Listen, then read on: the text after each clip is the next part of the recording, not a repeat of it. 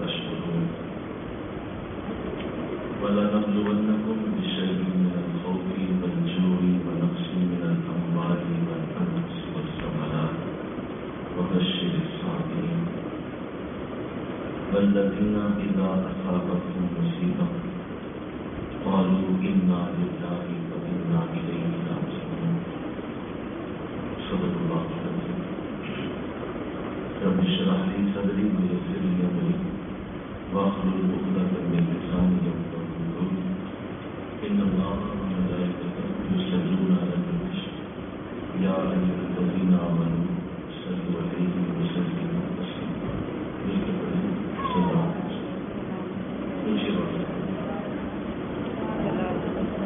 صلاة والسلام عليك يا رسول الله وعلى آلك وأصحابك يا سيدنا حبيب الله. صلاة والسلام عليك يا رحمة للعالمين وعلى آلك وأصحابك يا سيدنا حبيب الله. مہدی محمد محترم حاضرین مشاہدین، اللہ کی خاص توفیق سے اس کی خاتمے کے جانب سے آج درس معلوم کا عظیم شان دن ہے. مجھے اور آپ کو اللہ نے اس قدیم دن میں جو برکت کی ہے کہ ہم اس کے گھر میں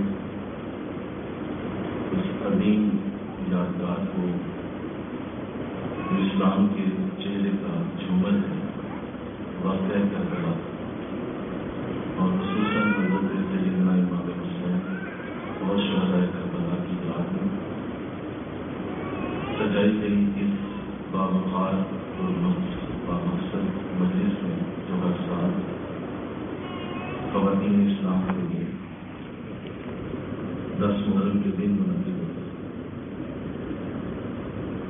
میں آپ کو اس پہ مبارک پیش کرتا ہوں کہ اس دن کی اتنی عظمت ہے کہ اسی کو میں نے یوم حشر قائم کرنا. یہی وہ دن ہوگا جب ہم اپنے اپنے نامہ اعمال اپنے اپنے ہاتھوں میں لے کر اپنے فیصلے کا انتظار کر رہے ہیں. اور یہی وہ دن ہوگا جب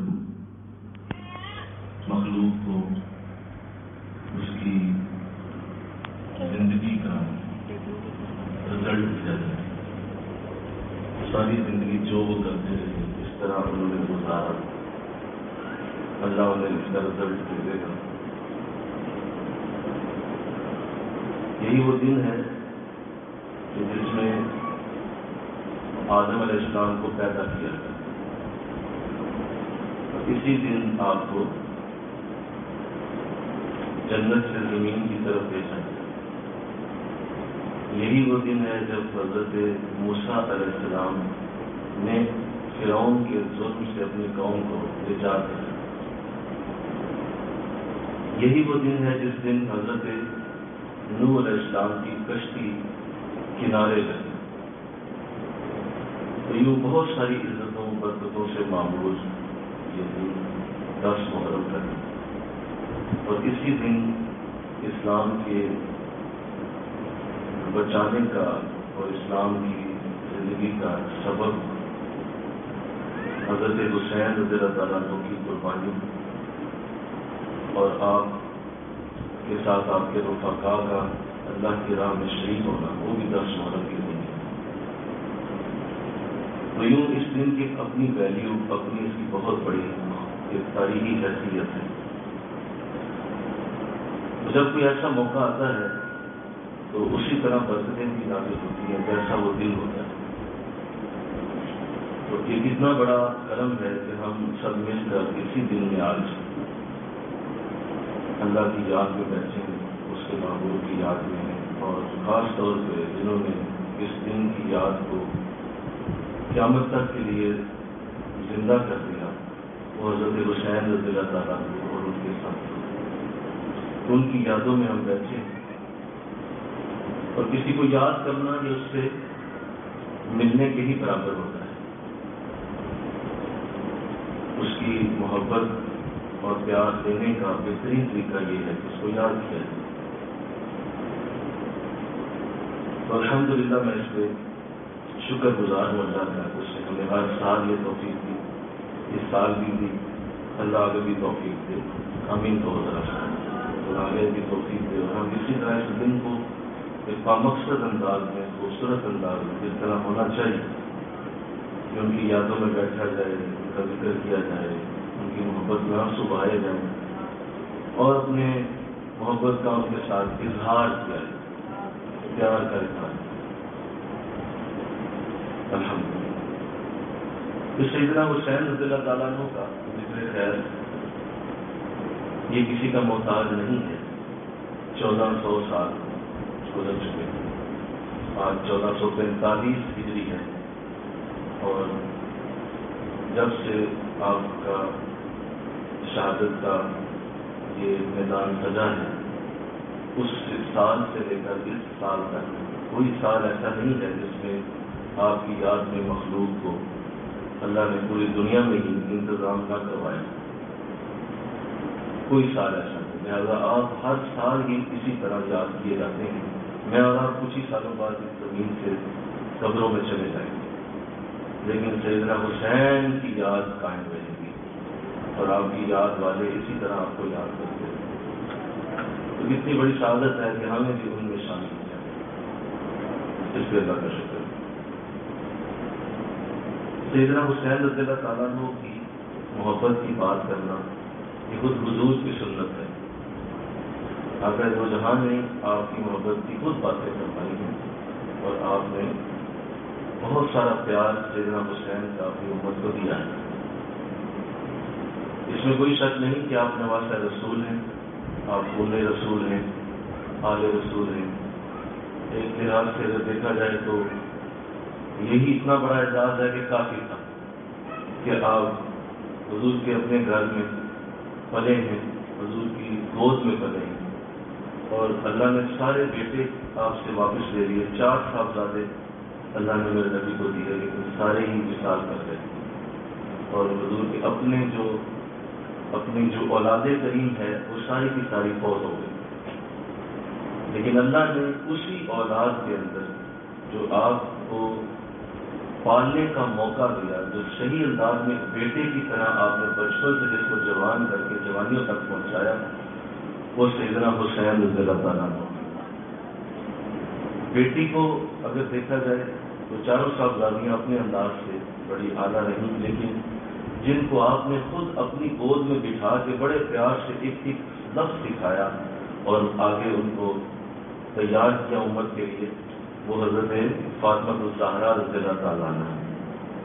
تو بیٹی ادھر سے، اور اگر بیٹے کو پالا ہے تو سیدنا حسین کے ذریعے پالا ہے۔ تو یوں آپ پروردہ رسالت ہیں، اور ایک باپ جس طرح اپنے بیٹے کو پروان چڑھاتا ہے، بتائیے حضور نے کیسے پروان چڑھایا اور کس طرح آپ نے وہ تربیت کی ہوگی جو بچپن سے جوانی تک آپ کو لے گئی۔ تو اگر یہ انداز دیکھا جائے تو یہ تو ایک الگ انداز ہے آپ کی شان کریمہ کا، لیکن جو دیگر آپ کے کلمات ہیں وہ بھی بڑے خوبصورت ہیں۔ ایک جگہ یوں کہا گیا کہ حسن اور حسین یہ جنت کے پھول ہیں، جنت کے پھولوں کو اگر تم نے دیکھنا ہے تو حسن اور حسین کو دیکھو۔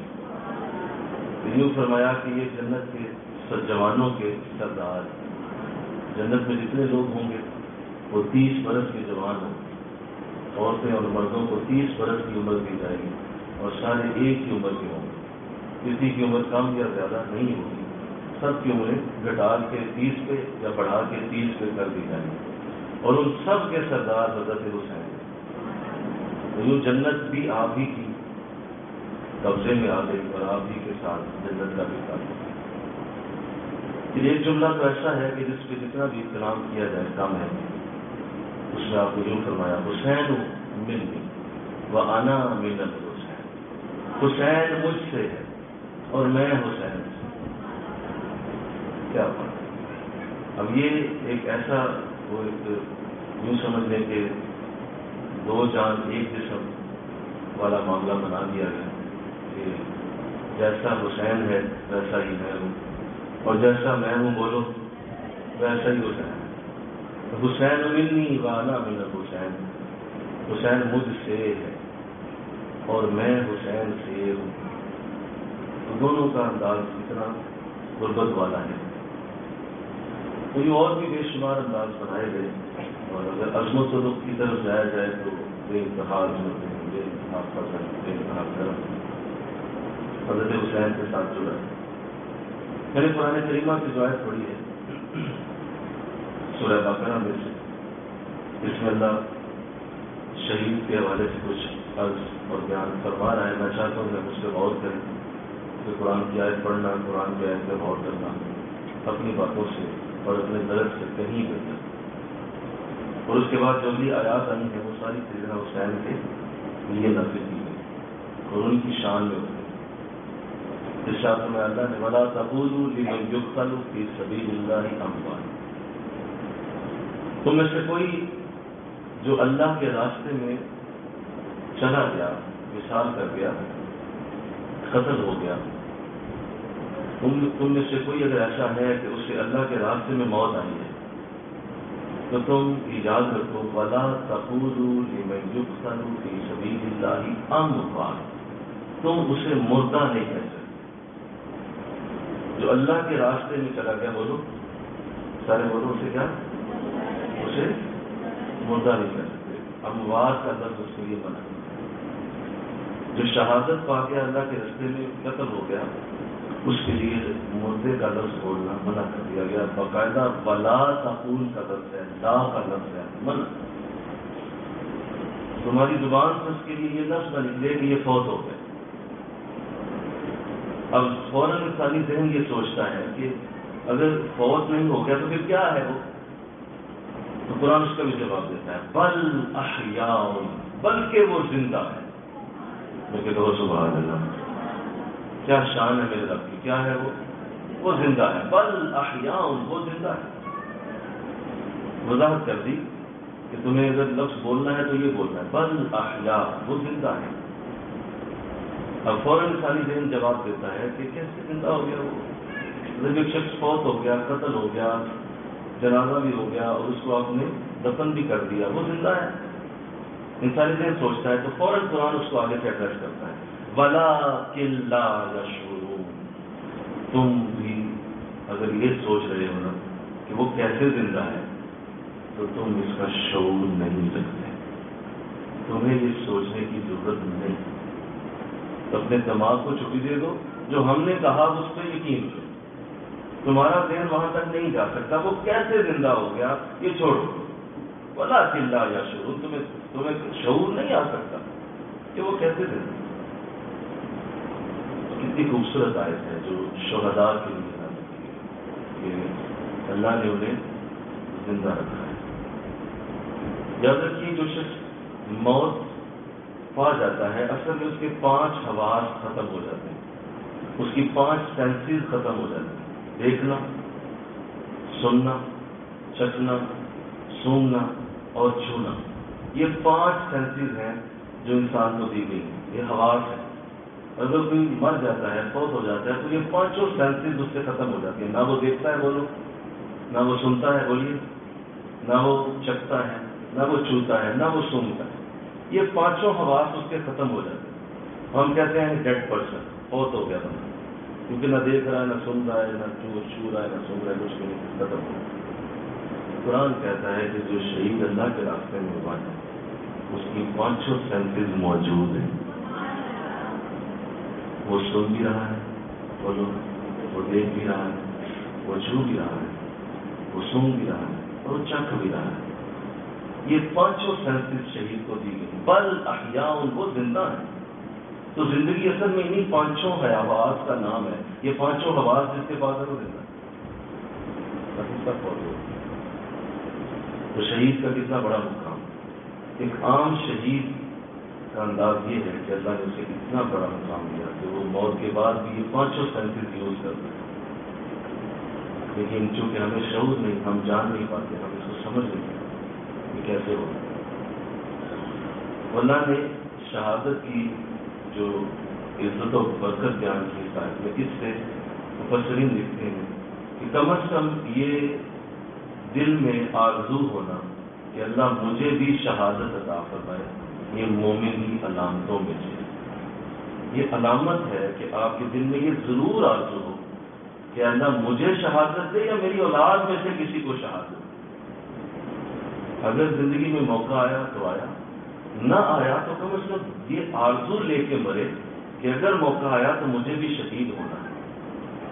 لہٰذا اگر کسی کے دل میں شہادت کی آرزو نہیں ہے اور وہ یہ سوچتی نہیں کہ کبھی میں نے شہید ہونا ہے، تو فرمایا کہ وہ دل کسی منافق کا دل ہے، وہ منافق آدمی ہے، نفاق ہے اس کے اندر کہ اس کے دل میں شہادت کی آرزو ہے، اس کا کبھی جی نہیں چاہتا کہ اللہ کے راستے میں موت آئے۔ نہیں، اس کا مطلب ہے کہ ابھی ایمان دل میں نہیں اترا۔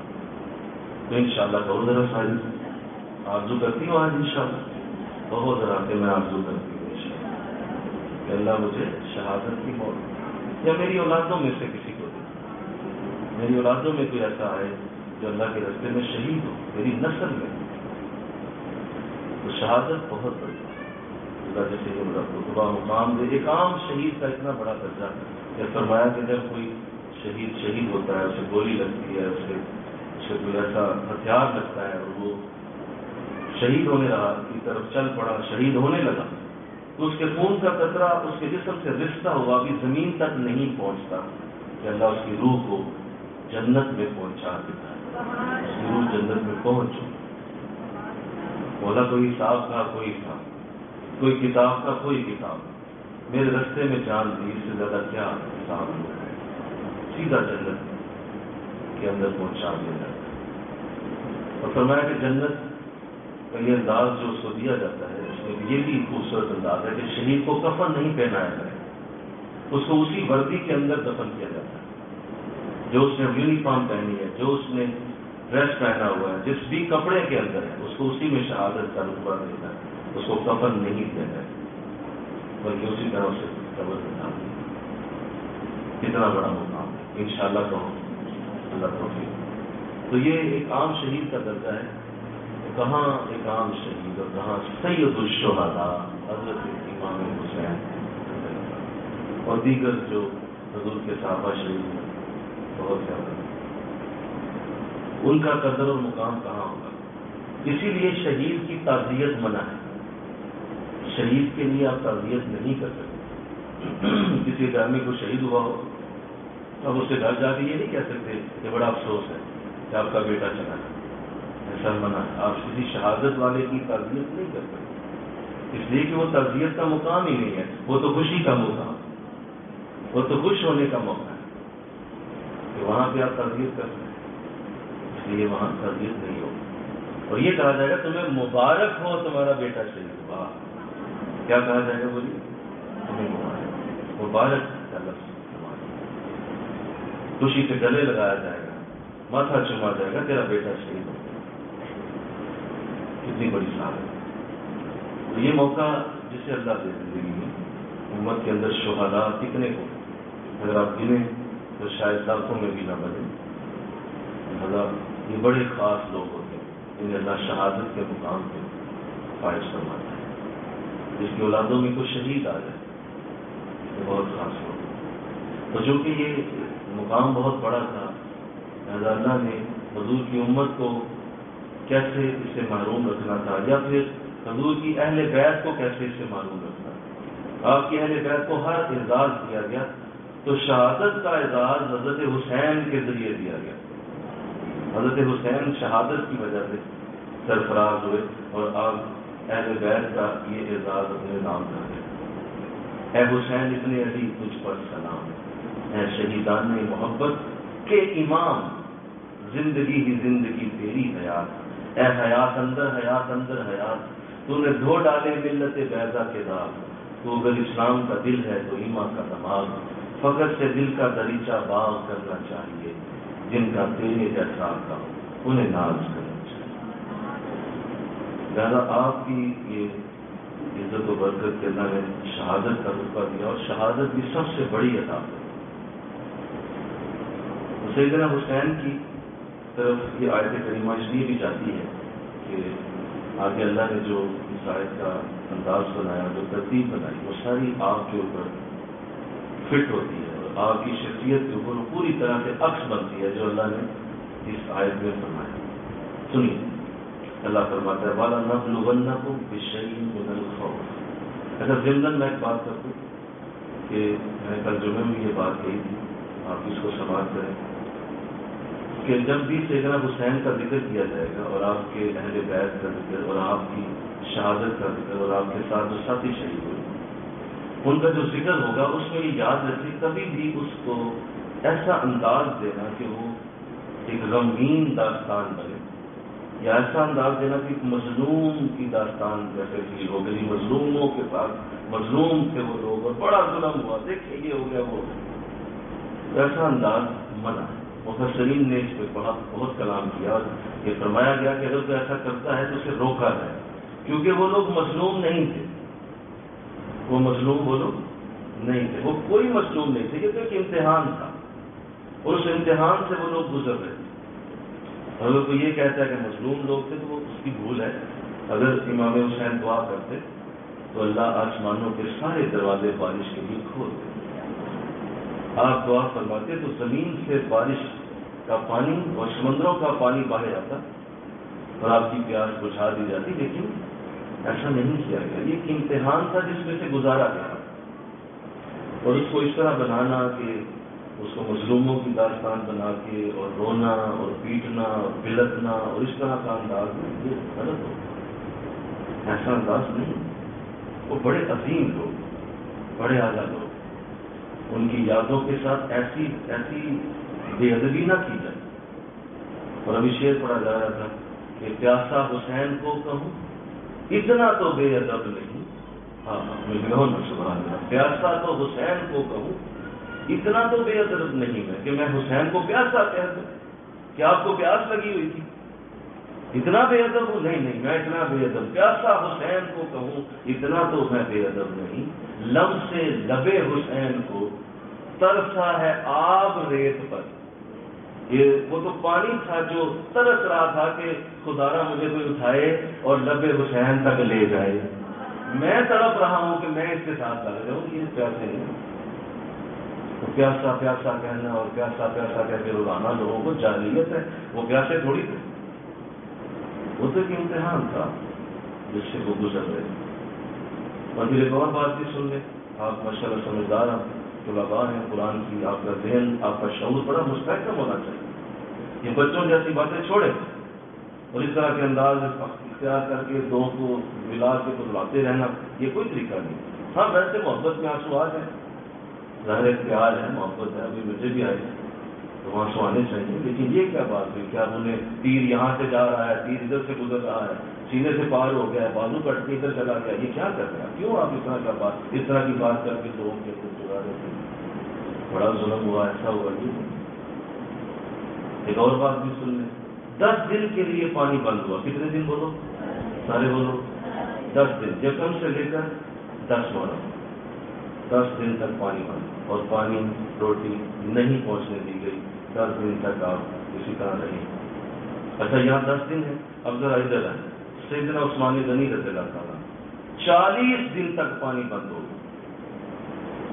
میں پوچھتا ہوں تاریخ والوں سے، 40 روز تک سیدنا عثمان غنی، کیا وہ اہل بیت نہیں؟ کیا وہ حضور کے داماد نہیں؟ کیا حضور نے ان کے لیے یہ نہیں فرمایا کہ اے عثمان تو جنتی ہے، تو جنتی ہے؟ 100 دفعہ فرمایا اے عثمان تو جنت میں. اور فرمایا کہ اگر میری 100 صاحبزادیاں ہوتی اور وہ فوت ہوتی جاتی تو میں تیرے ہی نکاح میں انہیں دیتا جاتا، تیرا ہی ان سے شادی کرتا رہتا. تو اتنا عظیم انسان، ان کی بات کو نہیں کرتا، ان کی طرف کوئی رجحان نہیں ہے.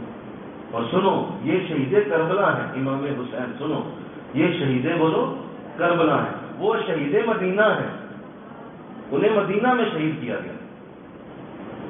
مدینہ اور کربلا کا فرق ہی کوئی نہیں تمہاری نظر میں. مدینہ کیا ہے اور کربلا کیا ہے؟ یہ کربلا میں شہید ہوئے، وہ مدینہ میں شہید ہوئے. اور سنو ان کے ساتھ 70 لوگ تھے جو ان کے ساتھ تھے اور ان کا ساتھ دے رہے تھے. عثمان غنی اکیلے تھے، کوئی ان کے ساتھ نہیں تھا. حضرت امام حسین کے پاس فوج نہیں تھی، اگر آپ چاہتے تو فوج کے ساتھ حملہ کر دیتے اور اس کو ساتھ لڑاتے اپنے، لیکن فوج آپ کے پاس تھی نہیں۔ عثمان غنی رضی اللہ تعالیٰ عنہ کے پاس 5 لاکھ فوج تھی، اگر ایک اشارہ کرتے تو جو باہر آپ کو شہید کرنے آئے تھے کسی کی ٹکا بوٹی بھی نہ بچتی وہاں۔ 5 لاکھ فوج کے حاکم، اکیلا شخص اندر اور شہید ہو گیا، اس کی بات ہی نہیں کرے۔ تو پروپیگنڈا نہ کرے، تاریخ کو مسلط نہ کرے، ریالٹی پہ بات کرے۔ حضرت عثمان غنی کا انداز بھی دھیان ہونا چاہیے، مجھے کہو نا سبحان اللہ، ان کی یاد میں بھی مجلسیں ہونی چاہیے، ان کی یاد میں بھی تم ذرا سبیلے لگاؤ نا، ان کی یاد میں بھی ذرا ذکر کرو، یا جب ان کی محفل ہو تو اس میں بھی تو بات ہونی چاہیے۔ ادھر آپ اتنا ذکر کرتے ہیں کہ حد ہوگی، اور ادھر ان کا وہ گھر والے نہیں حضور کے، مجھے کہو نا سبحان اللہ، وہ بھی تو حضور کے گھر ہو، بلکہ داماد تو حد ہوگی، داماد کی تو اتنی عزت ہوتی، جو عزت والے ہیں وہ داماد کو کتنا پیار دیتے ہیں۔ تو میں نے ایک ضمن بات کہی تاکہ آپ کا شعور مستحکم ہو کہ دونوں طرف ہونا چاہیے۔ ایک روایت اسی طرح نہ بیان کی جائے جس طرح ایک پروپیگنڈا کر کے ایک ہی جو ہے وہ مسئلہ کو اٹھا کے تو سمجھا جائے جی وہی ذکر کرتے ہیں، یہ آؤ نا ان کے پاس اور ان سے پوچھو نا کہ تم عثمان غنی کا کتنا ذکر کرتے کیا وہ تمہارے نہیں لگتے کچھ؟ اگر حسین کی یاد میں تم لوگ کالے کپڑے پہن لیتے ہو اور سارا دن تم ماتم کرتے ہو تو سیدنا عثمان غنی بھی تو ہمارے ہیں، سمجھ آ رہی ہے میری بات؟ وہ بھی تو ہمارے ہیں، ان کا ذکر نہیں، وہ نہیں۔ یہ اس کا مطلب یہ ہوا کہ یہ کچھ اور انداز ہے، یہ کچھ انداز کچھ اور ہے، اور ہم وہ ہیں کہ ہم دونوں کا ہی ذکر کرتے ہیں، بلکہ اور ہم وہ نہیں ہیں، ہم جو ہیں ہم دونوں کا ہی ذکر کرتے ہیں اور دونوں کی عزتیں بیان کرتے ہیں، دونوں کا ہی پیار، دونوں کی محبتیں اور ان کا ذکر کرنا ہمارے ساتھ اللہ نے عطا کیا۔ اسی لیے میرے ابو المیان حضرت سید احمد شاہ مجددی رحمۃ اللہ علیہ، آپ کا خوبصورت جملہ مجھے یاد آ گیا جب لوگ آپ سے کہا کرتے تھے کہ آپ جو ہے وہ بہت زیادہ ذکر کرتے ہیں اور آپ کی یاد میں مداری صاحب بہت زیادہ کرتے ہیں، حضرت عثمان غنی کی بھی آپ بہت زیادہ کرتے تھے، حضرت حسین کی بھی کرتے تھے، تو کسی نے آپ کو یہ آ کے کہہ دیا کہ جی آپ جو ہے نا ہمیں لگتا ہے کہ زیادہ جو ہے وہ ادھر ہے آپ کا دھیان، آپ لگتا ہے وہ ادھر تو نہیں جھکے، تو آپ نے بڑا اچھا جملہ بولا، آپ نے فرمایا کہ اگر تم یہ سننا چاہتے ہو کہ حضرت حسین کی شان کیا ہے تو آؤ تم بھی اسٹیج لگاؤ اور تم سامنے میرے اپنا اسٹیج لگا دو، میں ادھر اپنا اسٹیج لگاتا ہوں، میں بھی حسین کی شان بیان کرتا ہوں، تم بھی حسین کی شان بیان کرو۔ جس کے اسٹیج پہ خود حسین چل کے آ گئے وہ سچا ہے۔ اور تم دعویٰ کرتے ہو، میں تمہیں بتا رہا ہوں، تم لگاؤ اسٹیج اور حضرت حسین کی بات کرو، جس کے اسٹیج پہ وہ چل کے آ گئے وہ سچا ہے۔ تو حسین تو ہمارے ہیں، لیکن ہو نہ سبحان اللہ، یہ تو ہمارے ہیں، یہ تو ابھی لیبل لگ گیا دوسرے طبقے میں، اصل میں تو وہ، اس لیے میں نے ضمن بات کی۔ تو اس لیے جب بھی کہیں آپ کو موقع ملے، آپ ماشاءاللہ بہت سارے دروس دیتی ہیں، یہاں بیٹھتی ہیں بچیاں درس دینے والیاں ہیں، جب کہیں موقع انہیں ملتا ہے تو انہیں اس بات کو یاد رکھنا چاہیے، اسے محبت سے کرنا ہے، پیار سے کرنا ہے، اس کو سیرت بیان کر کے کرنا ہے، اس کو ان کی زندگی کا کوئی گوشہ بیان کرنا ہے۔ واقعہ کربلا وہ ایک تاریخی حیثیت رکھتا ہے، اس کو ویسے چھوڑیں، تھوڑا سا بیان کر دیں، باقی اصل بات کیا ہے جو حضرت حسین کی اصل زندگی ہے کہ انہوں نے کس طرح اتنا بڑا مقام پایا اور کیسے وہ اتنے بڑے درجے پہ فائز ہو گئے، اس پہ بات کریں، لوگوں کی اصلاح کریں۔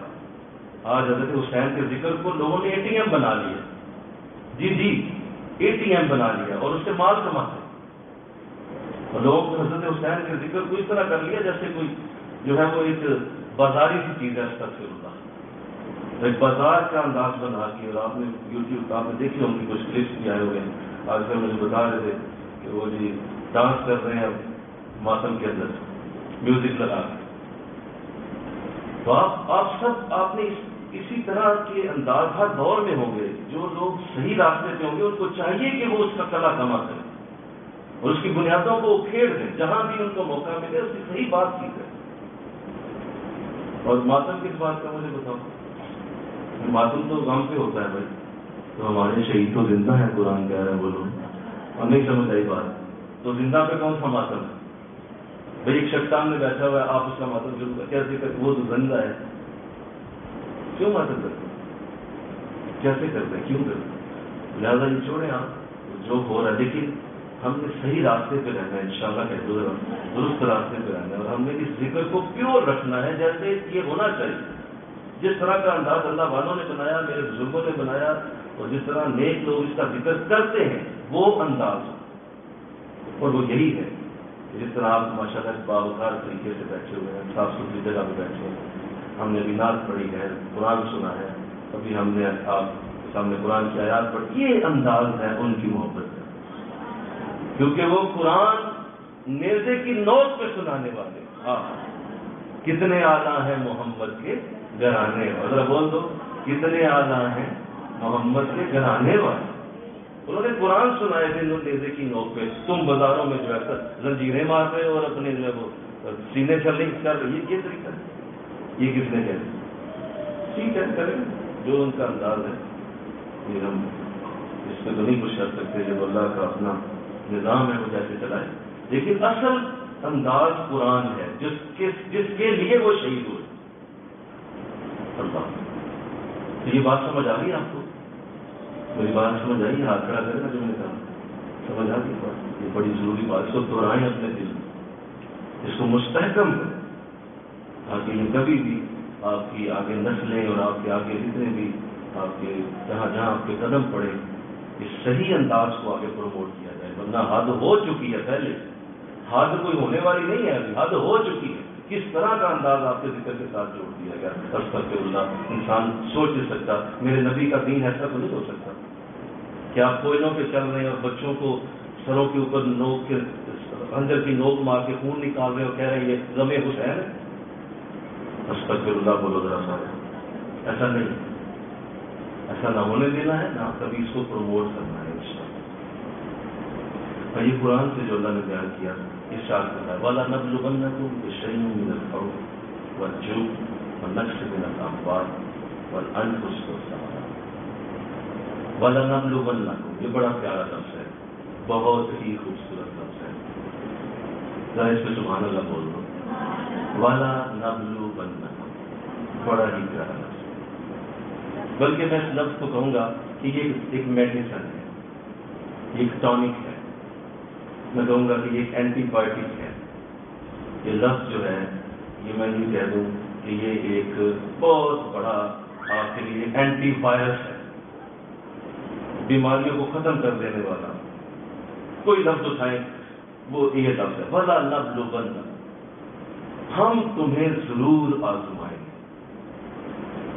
یہاں لفظ ہونا چاہیے تھا وَنَبْلُوَنَّكُمْ، ہم تمہیں آزمائیں گے، لیکن لام لگا کے اوپر زبر لگایا۔ یہ عربی کا قاعدہ ہے، جب کسی لفظ سے آگے لام اور اوپر زبر آ جائے تو یہ ضرور کے معنوں میں چلا جاتا ہے، نیسیسری، لازم، مسٹ، ضرور ہوگا۔ کیا؟ والا نبلون، ہم تمہیں ضرور آزمائیں گے، تمہیں ضرور آزمائیں گے۔ تو پہلے تو اس لفظ پہ یاد ہو کہ یہ اللہ نے استعمال کر دیا، کہ بندوں کو یہ کہہ دیا اور بتا دیا کہ تمہیں آزمانا میں نے ضرور ہے، اور کسی کو چھوڑنا نہیں ہے، کوئی بھی۔ تو شاستر میں والا نبلونکم، لام لگا کے زبر لگا کے ضرور کا لفظ ساتھ شامل کر دیا۔ اس کا مطلب یہ ہوا کہ کوئی بھی اس سے مستثنا نہیں ہوگا، ہم ضرور آزمائیں گے۔ اور کوئی اگر یہ سوچ رہا ہے کہ نماز پڑھنے، قرآن پڑھنے، درود شریف پڑھنے، یا کوئی روزہ رکھنے، یا کوئی صدقہ خیرات، یہ سب کچھ کر کے ہم تمہیں آزمائش سے نکال دیں گے، تو یہ غلط ہوگا۔ ہم ایک آزمائش سے نکالیں گے، دوسری میں ڈال دیں گے، دوسری سے نکالیں گے، تیسری میں ڈال دیں گے، چوتھی سے نکالیں گے، پانچویں میں ڈال دیں گے، یہ چلتا رہے گا ٹل ڈیتھ۔ والا نبلونکم، تم سب آزمائے جاؤ۔ کوئی بڑا ہے بولو آزمایا جائے گا، چھوٹا ہے بول دو، سارے بولو، جوان ہے، بوڑھا ہے، عورت ہے، مرد ہے، نیک ہے، برا ہے، شرابی ہے، سب آزمائے، کوئی بھی اس سے باہر نہیں ہوگا۔ نبی، ولی، کتب، ابدال، غوث، سب آزمائے گئے، سب کی آزمائش اپنی اپنی ہے، کوئی زیادہ سختی سے آزمایا جا رہا ہے، کوئی نرمی سے، کوئی ذرا دیر سے، کوئی جلدی، لیکن آزمائش سب کی ہو۔ ہو رہی ہے، ہوتی رہے گی۔ تو جب یہ بات ہو گئی تو بتائیے اس سے زیادہ اور کیا اللہ تمہیں بتائے، اس سے زیادہ تم پہ کیا احسان کرے کہ تمہیں جب یہ کہہ دیا گیا ہے کہ ہم نے تمہیں آزمانا ہی آزمانا ہے، اس کا نام کچھ بھی رکھ لو، وہ تمہارا گھر ہو سکتا ہے، وہ تمہارے گھر والے ہو سکتے ہیں، وہ تمہاری اولاد ہو سکتی ہے، وہ تمہاری دکان ہو سکتی ہے، وہ تمہارا کاروبار ہو سکتا ہے، وہ تمہارا اپنا جسم ہو سکتا ہے۔ ہم کہیں سے بھی کوئی بھی مصیبت ڈالیں گے تو نام اس کا کچھ بھی رکھو، لیکن اصل میں وہ کیا ہے؟ بولو، آزمائش۔ سارے بولو، اصل میں وہ آزمائش ہے، ہم تمہیں آزما رہے ہیں۔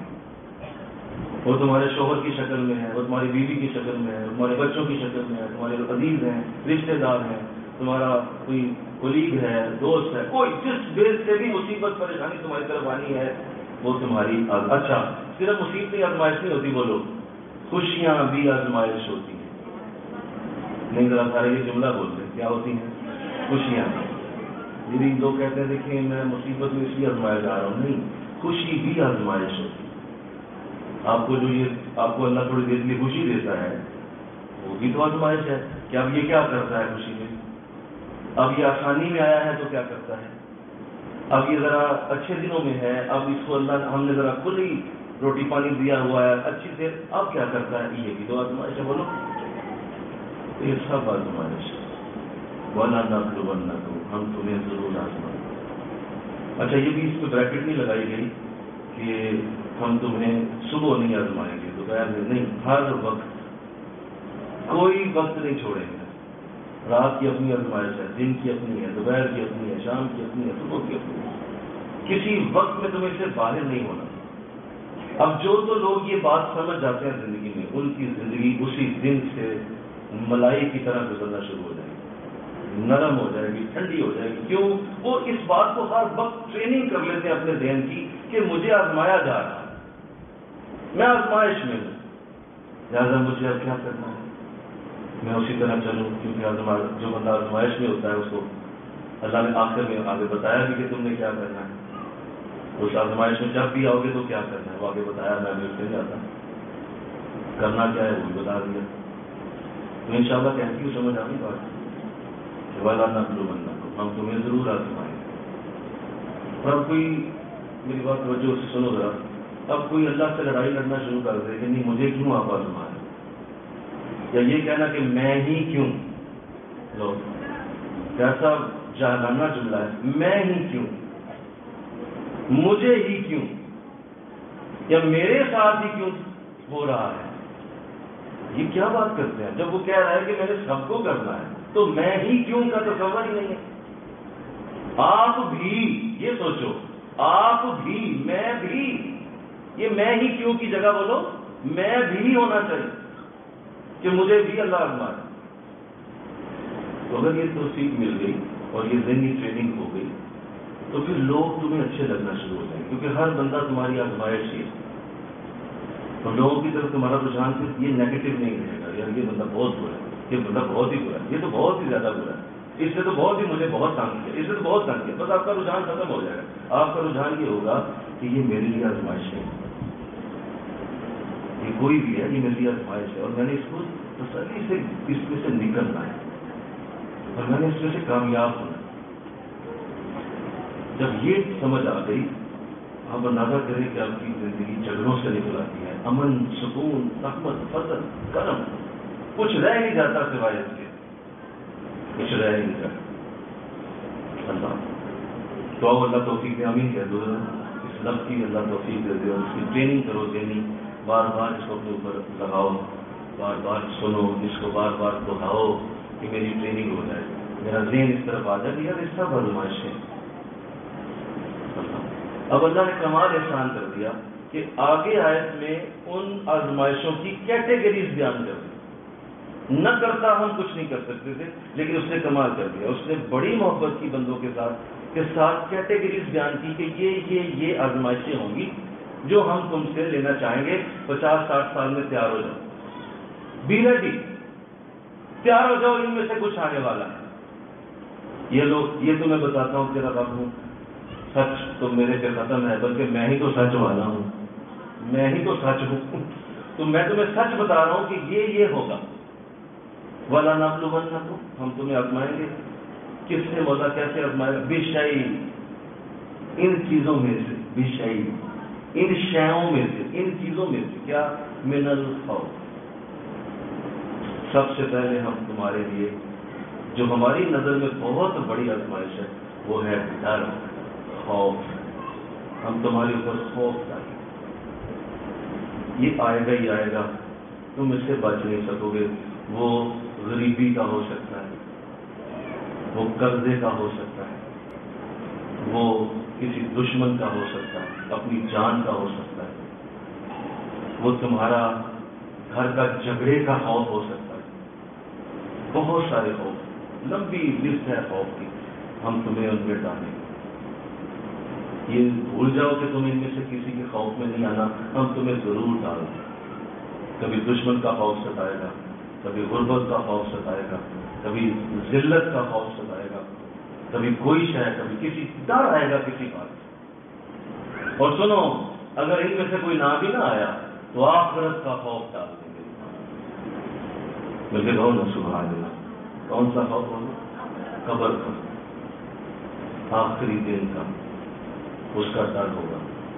یعنی ڈر سے نکلنا نہیں تو وہ ڈر رہے گا، چاہے وہ کسی شے کا بھی ہو یا آخرت کا ہی کیوں نہ ہو، ہم ڈالیں گے.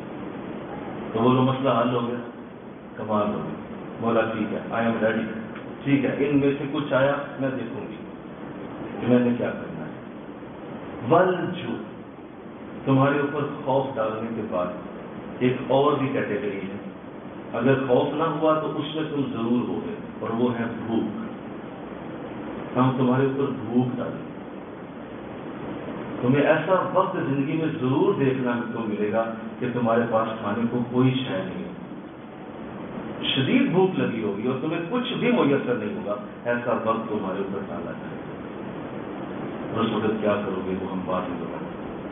یہ آئے گا، بھوک لگے گی، اور اتنی زیادہ لگے گی کہ تمہارے لیے مشکل کھڑی ہو جائے گی. زندگی موت کا خوف آئے گا کہ میری بھوک نے آج مار دینا مجھے. ایسا وقت تمہارے اوپر ضرور آئے گا. اور سنو، صرف بھوک یہ پیٹ کی ہی نہیں ہوتی، ہم تمہاری نظروں میں بھوک ڈالتے ہیں. تمہاری فریج بھری ہوئی ہے، کھانے پینے کی چیزیں پڑی ہوئی ہیں، لیکن نظر نہیں رچ رہی. پھر بھی تمہاری نظر لوگوں پہ جاتی ہے. دوسروں کی نعمتوں کو دیکھتے ہو اور بھوکے ہو. ایسا بھی کر رہے ہیں. تمہارے پاس اپنی ہر چیز ہے، لیکن دوسروں کو دیکھ کے کہو گے نہیں وہ دیکھو کتنا اچھا ہے. تمہاری نظروں کے اندر بھوک ڈال. ایسا بھی ہوگا. اب یہ بھی بہت بڑی آزمائش ہے. آگے شاہ سنایا والجوع ونقص من الاموال، درمیان میں رکھا اسے. یہ درمیانی آزمائش. اس سے پہلے دو ہیں اور اس سے آگے دو بھی اور آئیں گی. درمیانی آزمائش. نقص من الاموال، تمہارے مالوں میں کمی کریں گے. تمہارے جتنے مال ہیں، چاہے وہ زیور کی شکل میں، کرنسی کی شکل میں، وہ تمہارے پاس پیسہ ہے، روپیہ ہے، وہ درہم ہے، وہ دینار ہے، وہ زیور ہے، وہ چاندی ہے، وہ جو مال ہے تمہارا وہ کم ہوگا. ہم چوری کروائیں گے، ڈاکہ ڈلوا دیں گے، ہاتھ سے گر جائے گا، کوئی چھین کے لے جائے گا، نقصان ہو جائے گا. کس جگہ پیسے رکھو گے کچھ اٹھا کے لے جائے گا، کس جگہ لگاؤ گے نقصان کرتے ہوئے، تمہارا وہاں پہ انویسٹمنٹ ضائع ہو جائے گی. یہ ہم کریں گے. تمہارا کاروبار اوپر نیچے ہوگا. وہ نقص کہتے ہیں ہم اس میں نقصان ڈالیں گے. یہ ہماری مرضی ہے. کتنا ڈالیں، کم ڈالیں، زیادہ ڈالیں، کبھی کبھی کریں، ہمیشہ کرتے رہیں، ہر روز کریں، سالوں بعد کریں، یہ میری مرضی ہے. لیکن تمہارے مالوں میں نقصان ہم ضرور کریں گے. یہ ہمارا تمہارے ساتھ آج وعدہ ہو گیا، بات ہو گئی، ڈن. یہ ہو نہیں ہونا مولا ہو گیا. والانفس، تمہاری جانوں کا بھی نقصان کریں گے. بیماری ڈالیں گے، تمہاری جان کمزور ہو جائے گی. صحت مند ہوگے لیکن ہم بیماری ایسی ڈالیں گے تمہاری جان میں نقصان جائے گا. نیچے ہو جاؤ گے، کمر جھک جائے گی، چہرہ پیلا پڑ جائے گا، گردے خراب ہو جائیں گے، ذہن کہیں اور جگہ چلا جائے گا، ڈسٹرب ہو جاؤ گے، ذہنی بیماری ہو جائے گی. یہ سارا کچھ ہم تمہاری جان کے اندر ڈالیں گے. ایک یہ چیز اور ساتھ تمہاری جانیں جو تمہارے ساتھ تمہاری ماں، تمہارا باپ، بھائی بہن، ہم ان میں سے کسی کو فوت کر دیں گے. بھائی چلا جائے گا، بہن چلی جائے گی، والدہ فوت ہو جائے گی، والد صاحب چلے جائیں گے، کیا کرو؟ ہم تمہارے لیے نقصان ڈالیں. تمہارے مالوں کا، تمہاری جانوں کا نقصان طے ہو گیا، یہ ہو گئی ہوگا، ہم کریں گے. بولا ٹھیک ہے، لڑ تو نہیں سکتے تھے اس طرح، حد ہو گئی. بس ثمرات، اور تمہارے جو ثمرات ہیں، تمہارے کاروبار، تمہاری کھیتیاں، جہاں سے تمہیں رزق آتا ہے، غلہ آتا ہے، جہاں سے تمہیں روزی آتی ہے، ہم وہاں بھی تمہارے لیے کمی ڈالیں گے. اور وہ پورے کا پورا جو جتنی بھی تمہاری دکانیں ہیں، دکانداریاں ہیں، وہاں سے تمہارے لیے نقصان کی خبریں آئیں گی. آج مندہ پہ گیا، آج کوئی گاہک نہیں آیا، آج تو کسی نے پوچھا بھی نہیں، آج تو ہمارا مال ہی نہیں بکا، 6 ماہ ہو گئے مال ہی نہیں بکا، پورا سال ہو گیا، ہمارا تو نقصان ہی ہوتا چلا جا رہا ہے. یہ سب کچھ تم سنتے رہو گے. حد ہو گئی، بولیں کہو نا سبحان اللہ. اب بتائیے کہ 5 چیزیں، بولو کتنی؟ یہ 5 چیزیں ہیں بس. چھٹا دنیا میں کوئی بھی نقصان کا ذریعہ نہیں ہے. انہی 5 سے اللہ دیتا ہے. جس کو بھی تکلیف آ رہی ہے انہی 5 میں سے آ رہی ہے. اور کتنا پہلا 1400 سال پہلے اعلان کر کے اللہ بیان کر دے کہ ہم نے تمہیں یہ دینا ہی دیا. اس کے باوجود اسی کی دعائیں کراتے ہیں. کیسے بے وقوف، کیسے جاہل ہے، کیسے مجھے لفظ نہ بولنے دیں. بیٹیاں بیٹھی ہیں کہیں میری زبان کے اندر لفظ نہ بولنا تاکہ تکلیف پڑی. اسی کی دعائیں کراتے پھرتے ہیں، لگے ہوئے ہیں اسی کے. اپنی سوئی نہیں ہلاتے. کہتے ہیں نہیں ہم نہیں بدلیں گے، قرآن بدل جائے. قرآن بدلے، ہم نہیں بدلنے والے، ہمیں دعائیں کرانی ہیں. اسی پہ لگے رہے. قرآن و دعا، اس کے بعد پھر آئے گا حضرت صاحب دعا کریں گے، ضرور کریں، اچھی بات ہے، ہمیں دعا پسند ہے. ادعونی استجب لکم، تم دعا کرو میں قبول کروں، یہ اچھی بات ہے، دعا کرو. لیکن یہ نہ سمجھ لینا کہ 6 مہینے بعد ہم دوبارہ تمہیں آزمائش میں نہیں ڈالیں، دوبارہ آ جائیں پھر پہنچ جاؤ دعا کرانے کے لیے، ہم پھر اتار دیں گے، لیکن دوبارہ پھر ڈالیں گے. آخری تمہارا جب سانس نکلنا ہے بس وہ وقت ہے تمہاری چھوٹنے کا. اس سے پہلے تم چھوٹ نہیں سکتے. تم مر گئے، لوگ اسی کی دعا کراتے ہیں. میرے قبلہ اعظم اللہ تعالی رحمت ہمارے شہر سے نازل فرمائے. آمین. میں اونچی آواز میں حضرت کے لیے دعا کرنا بہت بڑی برکت کا سبب ہے. تو آپ نے جب یہ باتیں سمجھائی مجھے کہتے ہیں اب میں تم سے کوئی دعا نہ سنوں جو تم مجھے آگے کہو، ان میں سے کچھ. میں کہ حضور میں نہیں کہوں گا، یہ تو طے ہو گیا. لیکن کیا اللہ رسول بھی نہیں مانگ سکتے؟ کہا نہیں وہ مانگے، ہاں وہ مانگے، جو اصل بات مانگنے والی ہے وہ مانگے. ان میں سے کوئی آیا نا میرے پاس جوتے میں بات نہیں. تو قرآن سمجھانے کا مطلب ہے کہ آج سمجھ کے جاؤ نا یہاں سے، کہ بعد میں پھر ہوئی. اچھا جی وہاں سے دعائیں کرا کے ابھی دروازے پہ جاتا ہوں، پھر مجھے آ کے حضور دعا کیجیے گا. اور بھائی ابھی وہاں گھنٹہ کیا ہے، دعا کی ہے. لیکن وہاں جا کے اتنا اعتماد نہیں ہوتا کہ وہاں دعا ہو چکی ہے. لیکن نہیں، ہم اصل میں بے یقین لوگ، ہم یقین والے نہیں ہیں. لہٰذا ہماری زندگیاں ہر وقت ڈر، خوف، پریشانی، تو ہر وقت اس کا شکار. اب جو یہ 5 چیزیں سمجھ گیا ہے اس کے لیے کیا رہ گیا باقی؟ وہ تو آج اس بات کو لے کے جائے گا کہ یار اب اس سے اگلی بات میں نے اللہ سے مانگنی ہے. نیکسٹ لیول پہ سوچ جائے گی. اب اس کا لیول اپ ہو جائے گا. وہ کہے گا کہ یہ 5 چیزیں ختم، اب اگلی زندگی کے بعد کی کرو بھائی. اس سے اگلا اب معاملہ سوچنا ہے. یہ تو ختم ہو گئی، یہ تو اللہ نے مجھ پہ بات کر کے قلم خوش کر دی. ڈیسائیڈڈ، ہم نے اس پہ کوئی بات کی اب سننی، یہ ہو چکا. بڑا ٹھیک ہے، میرے سے لڑائی تو نہیں کرتے. اگر لڑنا ہے تو لڑ کے دیکھ لو اللہ سے. اسے کہو نہ ڈال مجھ پہ کوئی خوف، نہ ڈال کوئی بھی کوئی میرے مالوں کا نقصان نہ ہو، میری جانوں کا نقصان نہ ہو، میری عزت کا نقصان نہ ہو. میرے سامنے یہ چیزیں نہ آئیں. جب یہ چیزیں ہو جاتی ہیں تو میں ایک بات سمجھا تھا آج سے کئی سال پہلے. اللہ کرے آج آپ کو سیدنا حسین کے ذکر کے صدقے وہ بھی سمجھ آ جائے. اور ابھی آپ جب میں سیدنا حسین کی بات کروں گا تو سمجھیں گے آپ کہ آپ کس طرح 70 جنازے اٹھانے کے قابل ہو گئے. وہ یہ آئے کس طرح 70 جنازے ایک دن میں پڑھنے والا حسین وہ کیسے اتنی برکت دے گیا وہ آپ سمجھ جائیں.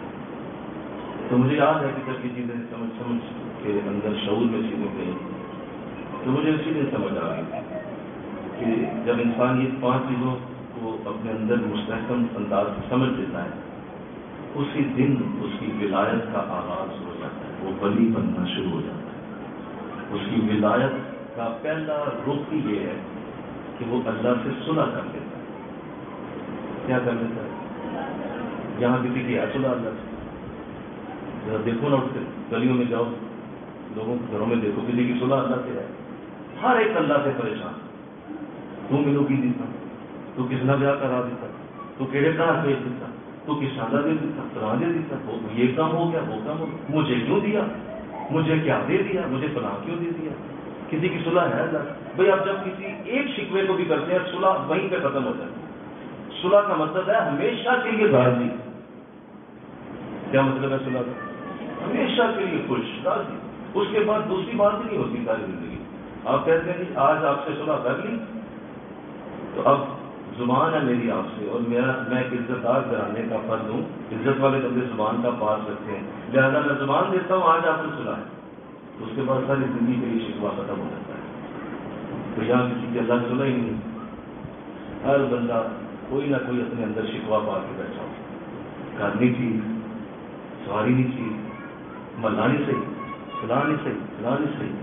آپ اس کو امپروو ضرور کریں، لیکن اس کا مطلب یہ نہیں کہ آپ اس بات کو لے کر اللہ سے شکوہ کرنا شروع کریں. امپروو ضرور کریں. آپ غریب ہیں امیر ہوں، آپ بیمار ہیں تندرست ہوں، آپ برے ہیں اچھے بنے. محنت کریں لیکن شکوہ کر کے اللہ سے بات نہ کریں. اس مسئلے کو حل کر دیں، اس کو حل کریں. لیکن یہ کہنا کہ آپ نے مجھے کیا دیا، یہ بہت بڑا ظلم، بہت بڑی زیادتی، بہت بڑی. اللہ کرے میری بچنے کی سمجھیں اور آپ سب کی ذہنی ٹریننگ ہو. آپ جس گھر کی فرد ہیں آپ کے گھر کو جنت بنانے کا نسخہ قرآن دے رہا ہے. اپنے بچوں کو آزمائش سمجھیے، اپنے گھر کو آزمائش کی طرح دیجیے، اپنے ایک ایک حالت کو آزمائش سمجھیے اور اس سے پیشنس کے ساتھ، صبر کے ساتھ نکلتے جائیے. اس سے نکلنے کا راستہ دیجیے. دیکھیے اللہ کیا کہہ رہے ہیں قرآن میں، ساتھ فرمایا وَبَشِّرِ الصَّابِرِينَ. بالکل سبحان اللہ، مکو ٹھپ دیا. وَبَشِّرِ الصَّابِرِينَ، خوشخبری ہے، گڈ نیوز ہے. بولا کس کے لیے؟ جو ان 5 کے اوپر صبر کرے. جو ان 5 پہ بولو صبر کرے، صبر کرے، خاموش ہو جائے، چپ ہو جائے، پیشنس، تحمل، نرمی. اچھا ٹھیک ہے، دیکھوں گی اللہ نے میرے ساتھ کیا، کوئی اللہ کرم کرے. یہ مشکل ترین کام ہو گیا، مشکل ترین کام ہے. آپ صبر کریں، اس کے لیے آپ کو بہت کچھ سیکھنا پڑے گا، پھر کہیں جا کے صبر کی توفیق. ورنہ زبانیں اعتراض کرنے میں اتنی تیز ہیں کہ ایک لمحے کے اندر آپ اعتراض کر کے ہو جاتے ہیں. اگر صبر کرنا، چپ ہو جانا، اللہ اس کی گڈ نیوز کا لفظ استعمال کرتا ہے. بولا کیسی گڈ نیوز ہوگی؟ فرمایا نہیں، جس طرح پہلے میں نے سب کو اس کے اندر ڈال دیا ایسے ہی وہ گڈ نیوز بھی تمہیں بتا نہیں سکتا. لیکن رب کہے گڈ نیوز بتائے وہ کتنی بڑی گڈ نیوز ہو. بھئی میں گڈ نیوز کہوں تو میں اپنے حساب سے گڈ نیوز کہوں گا نا کہ میری طرف سے یہ گڈ نیوز ہے، تو میں کیا کر سکتا ہوں؟ میں کوئی بہت بڑا پیار دے دوں گا، فیض دے دوں گا، یا میں کوئی دعا دے دوں گا، یا میں کوئی کروڑ کا چیک لکھ دوں. کیا کروں بھائی؟ جو میری اپنی حقیقت حیثیت سے اپنی کروں گا نا گڈ نیوز. میرا رب جسے گڈ نیوز دے دے وہ کتنی بڑی ہو. تیرے لیے میں خوشخبری کا وعدہ کرتا ہوں کہ تجھے صبر کرنے کی خوشخبری میری طرف سے ہے. میں نہیں اعتماد کرتا، لڑ لڑ کے طلاقیں لے لیں گے، بس چپ نہیں ہونا، صبر نہیں کرنا، اور معاشرے کے اندر لڑائیاں جھگڑے عام کر دیں، خاموش. جیسا اتنی بات ختم ہو جانی چاہیے تھی، لیکن آیت اتنی خوبصورت ہے کہ آگے دیکھیے جب اللہ نے آگے فرمایا الذین اذا اصابتہم مصیبہ، تو یہ وہ لوگ ہیں جب ان پہ کوئی مصیبت آتی ہے قالوا، تو یہ کیا کہتے ہیں؟ آگے سکھا دیا کہ اگر تم پہ آ جائے تو یہ بولنا ہے انا للہ و انا الیہ راجعون. یہ ساتھ بتا دیا کہ اگر تمہارے ساتھ کوئی زیادتی ظلم تکلیف پریشانی ہو رہی ہے تو فوراً یہ لفظ زبان سے ادا کرو. کیا بولنا ہے ساتھ بولے ذرا ساری بولو. وہ آخر والی بولے, وہ بولے, ادھر والی بولے, سب بولے ایک دفعہ پھر بولے ذرا, پھر بولیے انا للہ و انا الیہ. یہ کہتے ہیں کہ زیادہ تر یہ چیز فوج جو ہوتا ہے وہاں بولتے ہیں. ایک سوئی بھی چبھے تو یہی بولتے ہیں. آپ دروازہ کھول رہے تھے, اچانک بچہ اندر داخل ہو رہا تھا, اسے تیز سے دروازہ کھولا, آپ کے چہرے پہ دروازہ لگ گیا, وہاں بھی یہی بول رہے ہیں انا للہ و انا الیہ راجعون. ہر جگہ کہیں سے کوئی بری خبر آئی انا للہ و انا الیہ. یہ عادت بناؤ, یہ اپنی زندگی کی عادت بناؤ, اس جملے کو اپنا ایک ورد بناؤ. ہر حالت میں یہی انا للہ و انا الیہ, انا للہ و انا الیہ. کوئی قرآن کہہ رہا ہے جب بھی ان پہ کوئی مصیبت آتی ہے قالو تو یہ بولتے ہیں انا للہ و انا الیہ. قرآن کہتا ہے مجھے یہ لفظ بڑے پیارے لگتے ہیں. اللہ فرماتا ہے مجھے یہ بڑے پیارے لگتے ہیں, اتنا خوبصورت جملہ, لہذا میں انہی کا جملہ قرآن میں لکھ دیتا ہوں. یہ بولتے ہیں, گالیاں نہیں دیتے, برا بھلا نہیں کہتے, مارو نہیں کرتے, حشر نہیں مچاتے, بلکہ انا للہ و انا الیہ راجعون. کیا خوبصورت انداز, کیا اعلیٰ انداز. اور پھر جب یہ حدیث میں نے پڑھی, آپ کو بھی سنائی, کہ جب یہ حدیث میری نظر سے گزری کہ جب کوئی یہ جملہ بول دیتا ہے انا للہ و انا الیہ راجعون, تو اللہ اپنے اوپر, آقا فرماتے ہیں اللہ اپنے اوپر واجب کر لیتا ہے وہ جس مصیبت کی وجہ سے بول رہا ہے نہ صرف وہ ختم ہوگی بلکہ اس کی جگہ اچھے دن بھی عطا کرے گا. یعنی اس کا نعم البدل بہت اچھا ہوگا, اس کا الٹرنیٹ دے دیا جائے گا اور وہ بدل دیا جائے گا کسی اچھی چیز سے جس کے لیے انا للہ و انا الیہ راجعون. تو آزما لیجیے, میرے نبی کی حدیث کو آزمائیے, دیکھیے اپنی زندگی میں ذرا آپ اپلائی کیجیے اسے, اور دیکھیے جہاں پہ آپ واقعی تکلیف میں آئے اور آپ نے انا للہ پڑھا تو کچھ ہی عرصے بعد اس کو غور سے دیکھیے کہ واقعی اللہ نے اس کو بدلا کہ نہیں بدلا. اللہ بدل دیتا ہے. حضرت ام سلمہ رضی اللہ تعالیٰ عنہ جو ہماری ماں ہیں ام المومنین, انہوں نے بھی یہی فرمایا کہ میرے خاوند جب فوت ہو گئے تو وہ بہت نیک تھے, بہت نیک آدمی تھے, صحابی رسول تھے, مجھے ان جیسا شخص دنیا میں نہیں ملا. وہ وصال کر گئے تو میں نے یہی لفظ جب پڑھے انا للہ و انا الیہ راجعون تو مجھے ذہن میں آ گیا کہ میرے نبی نے فرمایا ہے کہ اس کا الٹرنیٹ اللہ دے گا اور بہترین شخص دے گا. تو سوچے نبی کہ میری شادی اب اس سے اچھے شخص سے کیسے ہو سکتی ہے. فرماتی ہے کچھ ہی دن بعد میں جب حضور کی طرف سے شادی کا پیغام آیا تو مجھے اس جملے پہ یقین ہے حضور سے نیک تو کوئی دنیا میں ہوئی نہیں. انسان نہ کبھی سوچے, کبھی ذہن کو ان آیات کے ساتھ لے کے بھی تو چلے کہ میری اپنی عقل ہی لے کے چلتا پھرتا ہے. بھائی آیات کو اپنے ساتھ رکھے اور دیکھے کہ قرآن کیا کہہ رہا ہے, اس کے مطابق چلے. اور جب یہ بات کر دی تو دیکھیے میرے رب کو اتنا پیارا لگتا ہے یہ معاملہ کہ جو لوگ صبر کرتے ہیں اور اس طرح کرتے ہیں. آگے پوری لائن لگا دی ان کی محبتوں کی.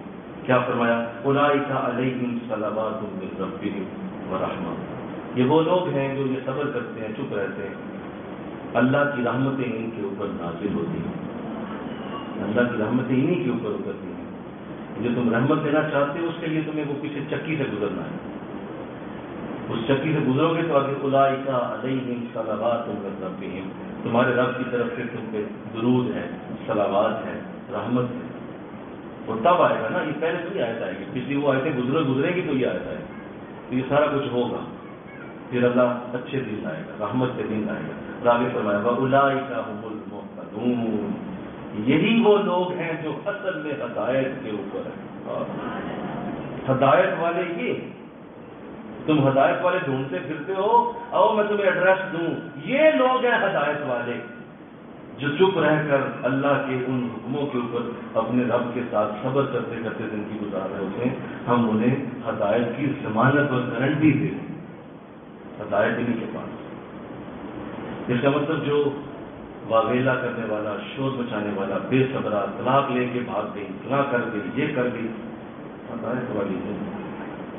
رحمت اس پہ نہیں، یہ بے رحمتی یہ بری، تو اللہ اسے محفوظ کرے، آمین کرو آمین۔ اب آئیے، چونکہ ہم جن کے ذکر میں بیٹھے ہیں، انسان کے اوپر یہ 5 مصیبتیں جو قرآن نے ذکر کی ہیں، یہ ممکن نہیں ہے کہ کوئی 5 کٹھی انہیں اٹھا سکے، یہ کبھی نہیں ہو سکتا۔ ہم انسان اس قابل نہیں ہیں کہ ہم خوف کے اندر بھی ہوں، بھوک کے اندر بھی ہوں، ہمارے مال بھی طلب ہو رہے ہوں، ہماری جانوں کا بھی ایک ہی دن ایک ہی لمحے میں بھی یہ 5 چیزیں آ جائیں، یہ ہم نہیں کھا سکتے، اسی وقت مر جائیں گے، فوت ہو جائیں گے۔ ہمارا ذہن اتنا بڑا نہیں ہے کہ ہم یہ 5 اٹھا سکیں۔ لیکن انسانی تاریخ میں ایک شخص ایسا آیا جس کے اوپر ایک ہی دن میں، اور وہ بھی آج کا دن 10 محرم کا دن، یہ 5 بلائیں کٹھی اتار دی، یہ 5 بلائیں آپ نے اور اپنی پوری رفتار سے، پوری شدت سے نازل کر دی، ان میں کمی بھی نہیں کی گئی۔ آخری لمحے تک آپ 5 ان تکالیف سے گزر کر وہ شہادت کے رتبے پر پہنچے، اور وہ ہیں سیدنا امام حسین رضی اللہ عنہ۔ 5 تکلیفیں کٹھی اٹھانے والے، ایک ہی وقت میں خوف تھا اپنی جان کا بھی، اپنے گھر والوں کا، ایک ہی وقت میں آپ کے اوپر مالوں کا نقصان بھی ڈال دیا، سارے مال طلب ہو گئے، جاننے بھی آپ کے سامنے شہید کیے، ثمرات آپ کا ننھا بیٹا اصغر شہید ہو گیا، بڑا بیٹا اکبر جو آپ کے ثمرات کی کھیتی تھی آپ نے، شہید ہو گئے، بھائی شہید ہوئے، آپ کے ساتھ جتنے رفقا آئے تھے 70 لوگ سارے شہید ہوئے، اور آپ ان سب کے لیے جس طرح صبر کرتے رہے کہ ایک بھی جملہ زبان سے یہ نہیں کہا مولا بس کر دے، مولا بس کر دے، ختم ہو گیا، اب تو ختم ہو گیا، اور کیا چاہیے، یہ لفظ آئے نہیں زبان، بلکہ میں یہاں وہ آپ کے لیے وہ الفاظ جو اترے اور جو قرآن میں اللہ نے آپ کے لیے اتارے، اور جس طرح قرآن کی آیات آپ کے لیے اتار دی گئی، اس آیت کو اور اس طرح کی دیگر آیات جو آپ کے لیے اتاری گئی، میں اس پہ توجہ چاہوں گا کہ جب آپ کو شہید کی ہونے کی قریب کا وہ وقت آ گیا، جب عصر کی اذان ہونے والی اور آپ کے جسم میں مبارک پہ اتنے زخم تھے جتنے قرآن کے حرف، اس قدر آپ زخمی ہیں، اس حالت میں ہیں کہ آپ نماز عصر کا وقت ہے، اور اس حالت میں بھی آپ جب یہ فرماتے ہیں کہ آؤ تم بھی نماز عصر پڑھو اور مجھے بھی نماز پڑھنی، کہ اس شخص کو ایسی حالت میں بھی نماز نہیں ہوئی، اس نے نماز کو اس حالت میں بھی ترک نہیں کیا، اور اپنے رب کے سجدے کو وہ وہاں بھی نہیں بھولا، کہ کوئی شکوہ تو دور کی بات، ارے یہاں یہ حال ہے کہ میں رب کے آگے سجدہ کرنا چاہتا ہوں، لوگ شکوے کرتے ہیں ایسی حالت میں، یہاں سجدہ کرنے کی طلب ہے اور طلب ہے کہ میں سجدہ کرنا چاہتا ہوں، فرمایا مجھے بھی نماز پڑھنے دو اور خود بھی نماز پڑھو، اور اب وہ جو وقت آیا تو آپ نے نماز ابھی پڑھنی تھی کہ تاریخ کے اندر یہ بات آتی ہے کہ اللہ کی بارگاہ سے اجازت دی گئی، سب سے پہلے حاضر ہوا جبریل، اور اس نے کہا مولا مجھے نظر آ گیا، اتنی تو میرے اندر بھی تو نے عقل اور فہم ڈالی ہوئی ہے کہ اس وقت اس حسین کے ساتھ کیا ہونے لگا، مولا تیرا اتنا قرب ملا، آج مجھے اگر تو یہ بھی عزت دے دے کہ میں سیدنا حسین کو اپنے پروں پہ اٹھا کے وہاں سے لے تو مجھے اجازت دے، مجھے اجازت دے، میں نے بڑی خدمت کی، آدم سے لے کر حضور تک میں نے ہر نبی کی ڈیوٹی دی، میں نے نوکری کی ہے، ملازمت کی ہے، لیکن اس وقت اگر تو مجھے حسین کے پاس لے اور میرے پروں کا سہارا لے کر کے وہاں سے اٹھا لیا جائے تو ابھی کچھ ہی دیر بعد یہ شہادت ہونے والی ہے، میں نہیں دیکھ پاؤں گا، مجھ سے یہ خدمت لی جائے، تو کہا گیا ٹھیک ہے ہماری طرف سے اجازت ہے، لیکن حسین سے پوچھ لیں۔ حضرت جبریل آنن فانن ان 9 سیکنڈ آپ سیدنا حسین کے پاس پہنچے، فرمایا سلام ہے آپ پر، میں جبریل ہوں، کرم فرمائیے، خدمت کا موقع دیجیے، میں اٹھا کے آپ کو یہاں سے لے گا، آپ کے باقی ساتھی شہید ہو چکے ہیں، آپ اکیلے رہ گئے، لہٰذا میری اب یہ خدمت بنتی بھی ہے، مجھے اجازت دے دیجیے، آپ سنیے یہ لفظ وقت سنیے کہ حضرت حسین نے کیا کہا۔ حضرت حسین حضرت جب جبریل کو دیکھا تو جب انہوں نے یہ آفر کرا دی کہ آپ مجھے لے جائیں یہاں سے آپ، تو حضرت حسین نے جواب دیا جبریل جن سے تو نے اجازت لیا یہاں آنے کی، وہ جانتا ہے کہ مجھے شہید ہونے کا کتنا شوق ہے، لہٰذا تیری یہ پیشکش قبول ہے، بہت بڑی پیشکش ہے لیکن قبول نہیں ہے، شوق تیری پیشکش سے زیادہ ہے، اس لیے مجھے یہ قبول نہیں ہے۔ یہ کہہ کے آپ نے اپنا رخ ہی پھیر لیا ان سے۔ جب رخ پھیرا تو حضرت جبریل نے دوسری طرف آ کے بھی یہی ابتدا کی، آپ نے دوبارہ رخ ادھر کر لیا، جبریل ادھر آ گئے، فرمایا یہ تیسری بار آیا ہوں، اور جب بھی حضور کے پاس آتا تھا تیسری بار حضور سن لیتے تھے، آپ بھی سن لیں، لیکن حضرت حسین نے رخ پھیر کر ادھر کر لیا۔ حضرت جبریل فرماتے ہیں کہ قربان ہوں میں آپ پر، جس کا خون ہے آپ، جن کے نواسے ہیں آپ، آج یقین آ گیا کہ ان جیسا بھی کوئی نہیں اور آپ جیسا بھی دنیا میں دوسرا کوئی نہیں۔ یہ کہہ کے پرواز کر گئے اللہ کی بات۔ اللہ اس شہادت کا وقت جب قریب آ رہا تھا تو سنیے، ساری دنیا کے فرشتے حاضر ہوئے اللہ کی بات، کائنات کے فرشتے حاضر ہوئے، کہا مولا اجازت دے ہم حسین کی فوج بن کے جائیں۔ اس سے پہلے یہ موقع کبھی دیکھا نہیں تھا، آج اس حالت میں ہے کہ یہ موقع آ گیا، ہمیں اجازت دی جائے کہ ہم حسین کے فوجی بنیں۔ اس ادھر 1 لاکھ کے قریب ہیں، ہم بھی اپنی فوج لے کے حسین کے ساتھ شامل ہو جائیں۔ تو جواب دیا گیا کہ ابھی تمہارا سردار وہاں سے ہو کے آیا ہے، اس کا حشر دیکھا ہے وہ کیا ہوگا، تمہارا سردار وہاں گیا، جبریل گیا تھا جو کہ سید الملائکہ ہے، اس کو انہوں نے نہیں سنا، تو تمہاری بات کیسے سنیں گے؟ نہ جاؤ، نہیں جاؤ۔ آج حسین شہادت کے زور پہ آ چکا ہے، اس کو روکنا ممکن نہیں ہے۔ فرمایا ساری زمین کے جنات اکٹھے ہو گئے، انہوں نے بھی آ کے فریاد کی کہ ایک ہمیں موقع دیا جائے، یہ ایک فوجی کو اس طرح اٹھائیں گے بدبختوں کو، انہیں اس طرح دریاؤں اور سمندروں میں پھینک دیں گے کہ ان کا کوئی وجود نظر نہیں آئے گا، ہمیں اجازت دی جائے۔ فرمایا اجازت مجھ سے کیا لیتے ہو، حسین سے لے لو، لیکن وہ تو تمہیں وہاں قریب آنے بھی نہیں دے گا، کسی کی آج اجازت نہیں ہے، وہاں اس کی مدد کے لیے کوئی نہ جائے، اس کی مدد آج کوئی نہیں کرے، وہ خود ہی کافی ہے۔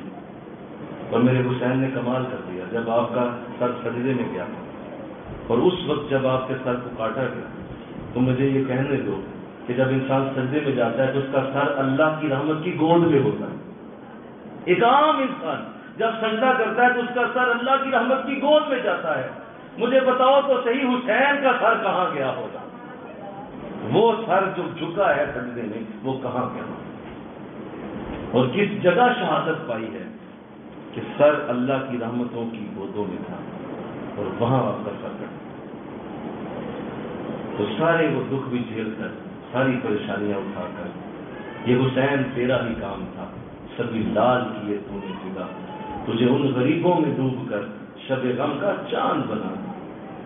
اے سرزمین کربلا تو اس احسان کو نہ بھول، تڑپی ہے تجھ پہ لاشیں جگر گوشائے بدور، مظلوم کے لہو سے تیری پیاس بجھ گئی، سیراب کر گیا تجھ کو رنگ رسول، سر کٹ کے چڑھ جائے نیزے کی نوک پر، پھر بھی یزیدیوں کی اطاعت نہ کر سکے۔ ایسا پیغام، ایسی انرجی کہ آج تک غیر مسلم دنیا اپنی انگلیاں دانتوں میں دبائے ہوئے، کیسا شخص تھا کہ ہارا نہیں، پیچھے نہیں ہٹا، رکا نہیں اور اپنی جان تک لٹا گیا، لیکن زبان سے یہ نہ کہا کہ مجھے جو ہے وہ تمہاری اطاعت قبول ہے، کہا نہیں، ایسا نہیں کہا۔ اللہ تو آؤ آج اپنی زندگی سے یہ نور لے کے جاؤ، انشاءاللہ قبول آج یہ نور لے کے جائیں کرو، ایسا ہی اللہ ہمیں بھی بنائے، مصیبتوں کے آگے ڈٹنے والا، مصیبتوں کے آگے کھڑا ہونے والا اور سینہ سپر ہو کر مصیبتوں کا سامنا کرنے والا سینہ اللہ ہمیں عطا کرے۔ یہ کیا ہر وقت رونا پیٹنا بھدکنا، چھوٹی چھوٹی باتوں پہ جو ہے وہ لے کے سر بازو میں رکھ کے روتے پھرنا، لوگوں کے شکوے، لوگوں کے رویوں کے شکوے، لوگوں کی جو ہے وہ ان کے تمہارے ساتھ جو تکلیف ہے اس پہ شکوے، یہ کیا کرتے ہو؟ کس طرح کی زندگی گزار رہے ہیں؟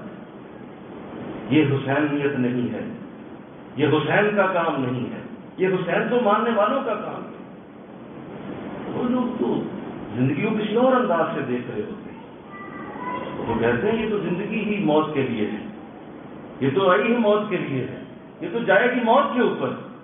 میں ایک بزرگ کا ایک جملہ سنا، میرے دل پہ نقش ہو گیا۔ ایک دن میں کیا کسی جنازے پر، وہ اتنا پیارا جملہ تھا، وہ اتنا خوبصورت جملہ تھا۔ میں صرف اتنا پوچھا، کیونکہ نیک آدمی تھے، میں نے ایک سوال کر لیا، میں کہ حضور آپ موت کو کیسے دیکھتے ہیں؟ موت کیسے ہے، آپ کیسی نظر میں ہے آپ کی، کس طرح کی موت ہوتی ہے؟ ٹھنڈی آب بھر کے کہتے ہیں حضور یہ نعمت ابھی مجھے میسر نہیں۔ آپ کو پتا یہ جملہ کیا ہے؟ موت کے بارے میں کیا بولا؟ بولیے، حضور یہ نعمت ابھی مجھے میسر ہی نہیں، تو میں کیا بتاؤں موت کیا۔ میرا جی جان میں ماتھا چھوڑ، حضور آپ نے مجھے بہت بڑا لیسن دیا، کئی کتابیں پڑھتا شاید یہ لیسن نہ تھا۔ یہ زندگی اتنی خوبصورت ہے کہ اس کے لیے جملہ کتنا پیارا بول رہے ہیں کہ مجھے موت جیسی نعمت ابھی میسر نہیں۔ یہاں شکوے شکوے، ہر بندے کو شکوے کرو، زندگی کیا گزار رہے ہیں؟ شکووں، زندگی کا لفظ بدلنا چاہیے تھی، آپ شکوے گزار رہے ہیں، زندگی نہیں گزار رہے۔ ہر روز ایک نیا شکوہ آپ کی زبانوں پہ ہوتا ہے، ہر روز ایک نئی شکایت لے کے دن اٹھتا ہے۔ آج یہ نہیں ہوا، اس پہ شکایت ہو رہی۔ حسین کا ذکر کس کو سنائیں ہم؟ حسین کی بات سنائیں گے پھر ہم کن کو جا کے حسین کی باتیں سنائیں؟ حسین تو مصیبتوں کے آگے اتنی بڑی دیوار ہے، وہ تو دیوار ہے پوری، ان جیسا تو کوئی، ان جیسی مصیبتوں کا سامنا کرنے والے کو کیسے بات سنائیں ان کی؟ ہم لوگ تو ریت کی دیوار بھی نہیں ہے، دن رات شکوے کریں۔ تو آج ایک نئی زندگی لے کے جاؤ انشاءاللہ، کہو نا۔ آج صاحب جب یہاں آتی ہو اس مجلس میں، مجھے بتاتے ہیں بعد میں لوگ کہ حضرت اس مجلس سے ایسا نور ملتا ہے دوبارہ زندگی میں، اور پورا سال وہ بات نہیں ہو پاتی۔ اس لیے کہ اس میں انرجی حسین کی ہوتی ہے، اس کے پیچھے نور حسین کا چل رہا ہوتا ہے، اور ہمیں ہمارے حضرت نے گھٹی حسین کی دی ہوئی۔ اللہ اس گھٹی کو سلامت رکھے، اللہ اس کو اسی طرح رکھے، اللہ آپ کی زندگیوں کو ایک نیا رخ دے۔ یہ بچوں کی طرح یہ دلکنا بلکنا بند کریں، چھوڑیں ان چیزوں سے نکل آئیں، اپنی زندگی کو ایک نیا انداز دیں، اور سوچیں کہ میں کون ہوں، میرے اوپر کس کا احسان ہے، میرے اوپر کون ہے جس کی برکت میں لے کے بیٹھی ہوئی ہوں، کون ہے جو میرے پیچھے دعائیں کر رہا ہے، اس کے اوپر چلو۔ ابھی میں آخری بات کر رہا ہوں، ابھی میں جب حج پہ تھا تو یہی بات وہاں بھی بار بار دہرائی گئی ہے، حج کے دنوں میں یہی چلتا رہا۔ یہ ساری چیزیں آپ دیکھ رہے ہیں، ہم مصیبتوں میں ڈال رہے ہیں لوگ، کسی کو دھوپ لگ رہی ہے، کسی کو پیاس لگی ہوئی ہے، کوئی تھکا ہوا ہے، کوئی بیچارہ بھوکا ہے، کوئی بیچارہ سخت گرمی میں نڈھال، اور یہاں کیا ہو رہا ہے؟ یہ سب مصیبتیں ڈال رہے ہیں ہم لوگ، یہ پریشانی ہے۔ حج اور کیا ہے؟ حج سارا مصیبتوں کا نام، تو یہ ڈال کے بس، اور اس کے بعد ہم ان سب کو ایک نام دے دیں گے، حاجی صاحب، اور نام کیا ہے؟ حج مطلب مصیبت۔ تو یہ سارا کچھ سکھایا گیا کہ یہی چیزیں ہیں، اس سے نکلیں آپ، اور حاجی کے لائق، اگر نہیں آپ لینا چاہتے تو نہ دینا۔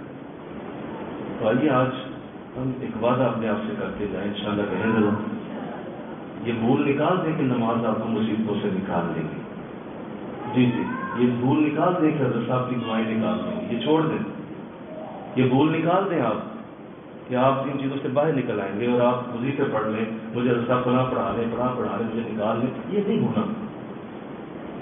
اگر اس سے نیکسٹ لیول پہ جائیں اور یوں کہیں کہ حضور چھوڑیں باتوں کو، یہ بتائیں کہ حضور کی بارگاہ میں آپ گئے تھے، حضور سے کیا باتیں کی آپ کو، ذرا وہ بتائیں نا، اللہ سے کیا بات، آپ کعبہ شریف گئے تھے، وہاں بتائیں اللہ سے کیا بات ہے، چھوڑیں میری بات، زندگی اچھی کوٹا پیٹی نہیں ہے، مجھے بتائیں آپ کہ مدینہ میں کتنا بتایا، کوئی اچھی بات سنیں، کوئی کچھ نہیں، کوئی بات نہیں، سب کو اتنا زیادہ اس کا سمجھ کا اندازہ نہیں ہے کہ دن گزر رہے ہیں، وقت گزر رہا ہے، آخری لمحہ آنے والا ہے، اور اس کے بعد زندگی ختم ہو جائے گی۔ اللہ کی معرفت کا ابھی کوئی قطرہ دل میں نہیں اترا، ابھی اللہ کو پہچاننا ہے، ابھی رسول کو پہچاننا ہے، ابھی قرآن کو پڑھنا ہے، قرآن کو سمجھنا ہے، کتنی چیزیں دن گزر رہے ہیں، وقت تیزی سے ہاتھوں سے جا رہا ہے۔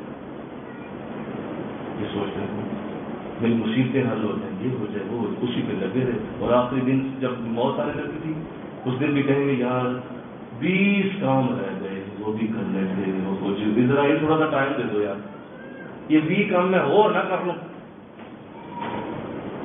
ضائع کر دیا زندگی ضائع۔